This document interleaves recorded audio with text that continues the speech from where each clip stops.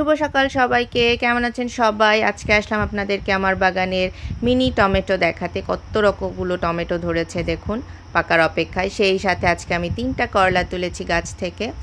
আরও কিছু আছে, এটা একদম ছোট্ট, আরও কিছু ধরেছে। এগুলাও কিছুদিন পরে তুলতে পারবো ইনশাল্লাহ। সব কিছু একদম সবুজ সবুজ, কারণ কালকে এখানে বৃষ্টি হয়ে গিয়েছে। দেখুন আমার পুঁই শাকের অবস্থা আবার নতুন করে হয়েছে। কি সুন্দর সবুজ হয়ে আছে, দেখেই ভাল লাগছে। সকাল সকাল তাই বাগানে চলে এলাম।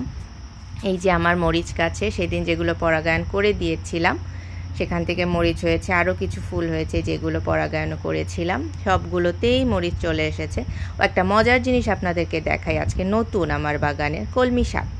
আমি যেটা করেছি, আমার কলমি শাক কিনেছিলাম, পাতাগুলো কেটে নেওয়ার পরে ডালগুলো আমি আবার গেড়ে দিয়েছিলাম, মাটি ছিল। গতবারও এরকম করেছিলাম এবং গতবার প্রচুর কলমি শাক খেয়েছি। এবার এখন দিয়ে গাড়লাম, কেনা হয়নি এবার, তাই এই যে একটু কলমি শাক হয়েছে। তো এই ট্রিক্সটাও আপনারা ব্যবহার করতে পারেন, যে কলমি শাক কিনে এনে মোটা ডাঁটাটা রেখে পাতাগুলো খেয়ে নিয়ে মোটা ডাঁটাটা যদি আবার আপনারা মাটিতে গেড়ে দেন, আবার সুন্দর কলমি শাক হয়ে যাবে। কেমন লাগলো টিপসটি? শুভকামনা।